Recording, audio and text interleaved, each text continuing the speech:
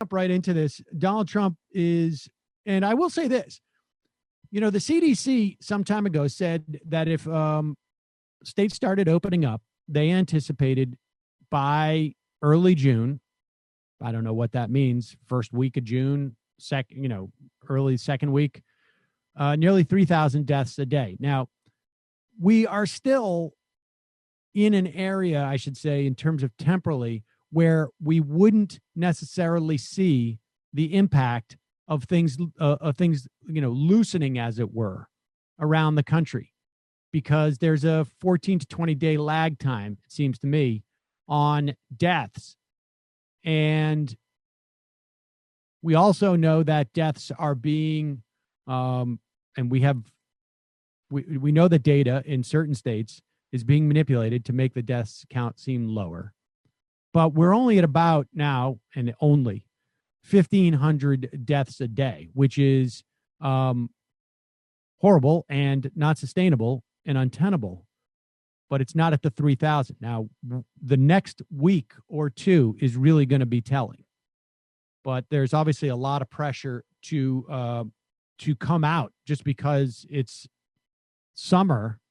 And this, when the president of the United States basically attacks any science that he doesn't like, that conflicts with his agenda, which is driven by the Chamber of Commerce and a bunch of wealthy Republican donors, which is, i.e., send everybody out. We can sustain all these deaths. No problem. He responds to it in this way. This is, he's being asked about the Columbia University COVID shutdown models.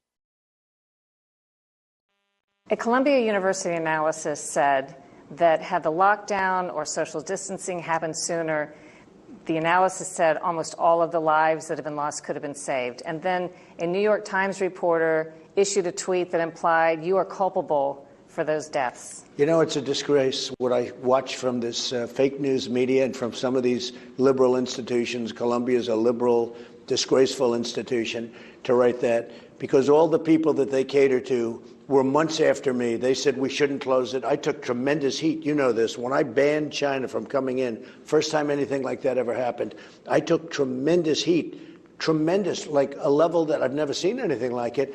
And that went on for months. They were criticizing me. Sleepy Joe Biden said I'm xenophobic, meaning I don't like people, certain people.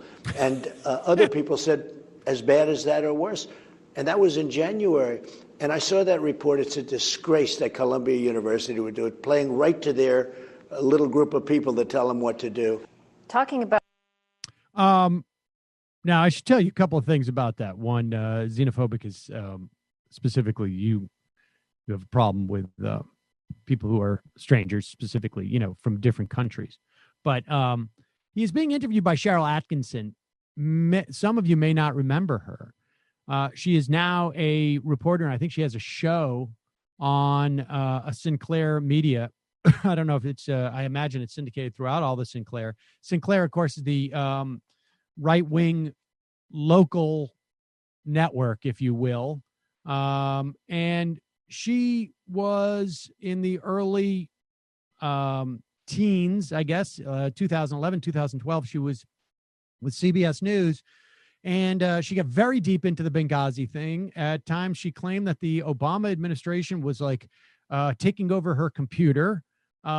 She has in the past suggested that there is a possible link between vaccines and autism.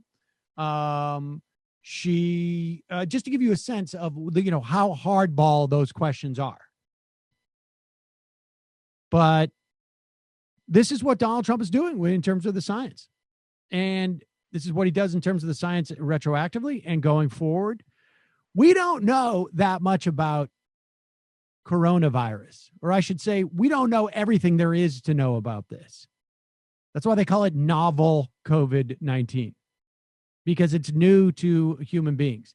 We don't know if there's some data suggesting that over the 77 degrees, it becomes a lot harder to travel around. Plenty of data suggested it's harder to get when you're outside. All the scientists anticipate a second wave hitting in the fall, but some also argue like we're still in the first wave. It's just that we're choosing to ignore the 1,500 deaths a day. But understand that this is all a political decision by Donald Trump,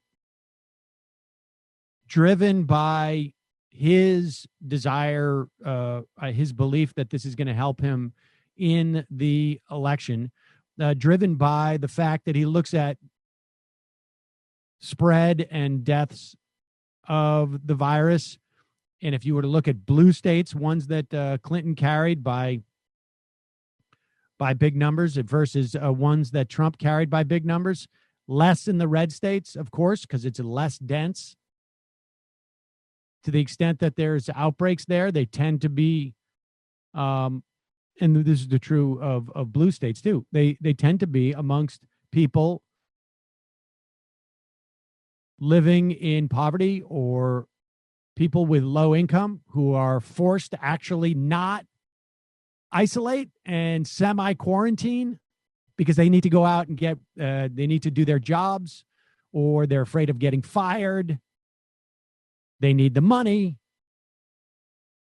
And Trump's calculation is my voters don't care about those people.